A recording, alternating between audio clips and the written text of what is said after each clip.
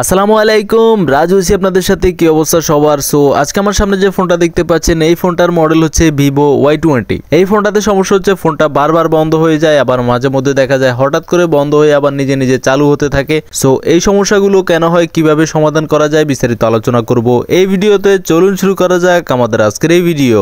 যে কোনো ফোন বারবার বন্ধ হয়ে যায় বা হঠাৎ করে বন্ধ হয়ে যায়, এ ধরনের সমস্যাগুলো বিভিন্ন কারণে হয়ে থাকে। বিশেষ করে যদি আমি স্যামসাং ফোনের কথা বলি তাহলে সেগুলো ব্যাটারি থেকে হয়। আবার কিছু কিছু ফোন আছে যেগুলোতে সফটওয়্যারের সমস্যা থাকলে ফোন হঠাৎ করে বন্ধ হয়, আবার অটো রিস্টার্ট নেয়, আবার যেটাকে আপনারা বলেন যে বন্ধ হয়ে চালু হয়। সো ভিভো ফোনের ক্ষেত্রে সমস্যাটা খুব কমন। আমাদের কাছে প্রতিদিন 2 থেকে 3টা কাজ আসে এই সেম সমস্যা নিয়ে, অ্যান্ড আমরা খুব সহজেই এটি সমাধান করে দিতে পারি। কারণ ভিভো ফোনগুলোতে ঠিক একটি জায়গা থেকেই বেশিরভাগ ক্ষেত্রে সমস্যা হয়, অ্যান্ড সেই জায়গায় কাজ করে দিলে অথবা সেই পার্টসটা চেঞ্জ করে দিলে কিন্তু আমাদের ভিভো ফোনের যে হঠাৎ বন্ধ হয়ে যায় বা অটো রিস্টার্ট সমস্যা যেটাই বলেন সেই সমস্যাটার সমাধান হয়ে যায়। যদি আপনার কাছে ভিভো Y12s অথবা ভিভোর পুরনো যে কোনো মডেল হোক, সেই মডেলের ফোনে যদি এই একই সমস্যা থাকে, মানে অটো রিস্টার্ট সমস্যা বা হঠাৎ বন্ধ হয়ে যায় সমস্যা, এই ধরনের সমস্যা নিয়ে যদি কোনো ফোন আপনার কাছে আসে, প্রথমত যে কাজটা করবেন তা হচ্ছে ফোনটা এভাবে সুন্দরভাবে করে খুলে ফেলবেন। অ্যান্ড খুলে প্রথমত যে কাজটা করবেন তা হচ্ছে সাইডের যে সুইচ বাটনটা রয়েছে সেটা ক্লিয়ার রয়েছে কিনা, মানে সুইচে কোনো প্রবলেম রয়েছে কিনা সেটি প্রথমত চেক করবেন। আর কাস্টমারের সাথে কথা বলে নেবেন যে এটা কীভাবে হয়েছে, মানে কাস্টমারের সাথে যখন আপনি কথা বলবেন যে সমস্যাটা কীভাবে হয়েছে, তাহলেই আপনি প্রথমত ধারণা করতে পারবেন যে সমস্যাটা কোথায়। ধরুন অনেক ক্ষেত্রে দেখা যায় চার্জে লাগানোর পরে এই সমস্যা হয়, বা দেখা যায় হঠাৎ করে এই সমস্যা হয়, বা হাত থেকে পড়ে এই সমস্যা হয়। যদি ফোন হাত থেকে পড়ে এই ধরনের সমস্যা হয় তাহলে বেশিরভাগ ক্ষেত্রে মাদারবোর্ড ড্যামেজ হওয়ার কারণে এই ধরনের সমস্যা হয়। তবে প্রথমত আপনি যে কাজটা করবেন তা হচ্ছে ফোনটা খুলে প্রথমত সুইচটা চেক করবেন, সুইচটা ওকে আছে কিনা। যদি সুইচটা ওকে থাকে তাহলে সেকেন্ডে যে কাজটা করবেন তা হচ্ছে ব্যাটারির ঠিক এই পয়েন্টে একটি ফিউজ রয়েছে, এই ফিউজটা চেক করবেন। বেশিরভাগ ক্ষেত্রে ভিভো ফোনে এই ফিউজ থেকেই সমস্যা হয়। এখন আমরা যেটা করব তা হচ্ছে ব্যাটারির উপরে যে ফিউজটা রয়েছে এই ফিউজটা আমরা শর্ট করে দেখব, অ্যান্ড শর্ট করে যদি না হয় তাহলে আমরা এই ফিউজটা চেঞ্জ করে দিব। তবে বেশিরভাগ ক্ষেত্রে দেখা যায় শর্ট করার পরে আমাদের 99% ফোনে কিন্তু যে সমস্যা থাকে সেটা সমাধান হয়ে যায়। সো আপনারা দেখতেই পাচ্ছেন, আমি যদি আপনাদেরকে একটু ভালো করে দেখাই কোন ফিউজটাতে সমস্যা। এখানে একটা স্টিকার রয়েছে, স্টিকারটা প্রথমত আমরা সুন্দরভাবে তুলে ফেলবো, অ্যান্ড তোলার পরেই নিচে কিন্তু ফিউজটা রয়েছে, অ্যান্ড ফিউজটাকে আপনাদেরকে দেখানোর চেষ্টা করব।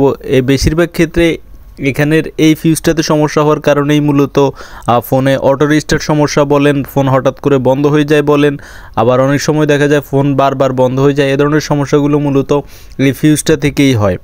সো আপনারা দেখতেই পাচ্ছেন এখানে ফিউজটা দেখাই যাচ্ছে, এই ফিউজটাতেই মূলত সমস্যা। অ্যান্ড এখন আমরা যেটা করব তা হচ্ছে এই ফিউজটাকে আমরা শর্ট করে দেব, অ্যান্ড শর্ট করে দেওয়ার পর 99% শিওর যে এই ফোনটার যে অটো রিস্টার্ট সমস্যা, মানে হঠাৎ বন্ধ হয়ে যায় সমস্যা, এই ধরনের সমস্যাগুলো এই ফিউজটা শর্ট করে দেওয়ার পর সমাধান হয়ে যাবে। আবার কিছু কিছু ক্ষেত্রে মাদারবোর্ড থেকেও এই ধরনের সমস্যা হয়ে থাকে। তবে যেটা বললাম, কাস্টমারের হাত থেকে ফোনটা পড়ে এই ধরনের সমস্যা হয়েছে কিনা, যদি হাত থেকে পড়ে এই ধরনের সমস্যা হয়ে থাকে তাহলে মাদারবোর্ড ড্যামেজ হওয়ার সম্ভাবনা বেশি। সেক্ষেত্রে সম্ভাবনা বেশি যে মাদারবোর্ড থেকে এ ধরনের সমস্যা হওয়ার। তবে বেশিরভাগ ক্ষেত্রে মানে 99% ফোনে, ভিভো ফোনে এ ধরনের সমস্যাগুলো মূলত হয় এই ফিউজের কারণে।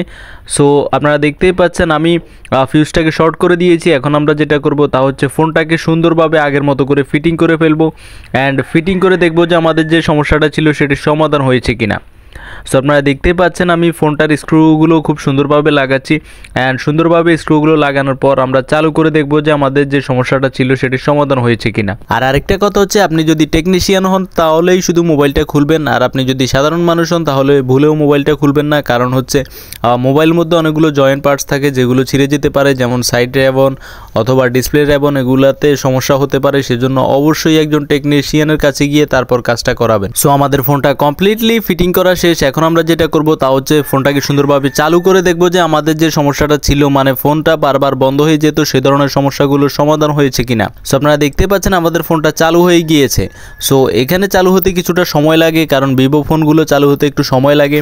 অ্যান্ড কমপ্লিটলি চালু হওয়ার পরেই আমরা দেখব যে আমাদের যে সমস্যাটা ছিল সেটির সমাধান কতটুকু হয়েছে। সো আপনারা দেখতেই পাচ্ছেন আমাদের ফোনটা কিন্তু কমপ্লিটলি চালু হয়ে গিয়েছে, তার মানে আমাদের ফোনের যে সমস্যাগুলো ছিল সেগুলোর সমাধান হয়ে গিয়েছে। সো গাইস, আজ পর্যন্ত ভিডিওটি ভালো লাগলে লাইক করবেন, বন্ধুদের সাথে শেয়ার করবেন, এন্ড অবশ্যই আমাদের চ্যানেলটি সাবস্ক্রাইব করে পাশে থাকা বেল আইকনে ক্লিক করে রাখবেন পরবর্তী ভিডিও নোটিফিকেশন সবার আগে পাওয়ার জন্য। আজ এ পর্যন্তই, ধন্যবাদ।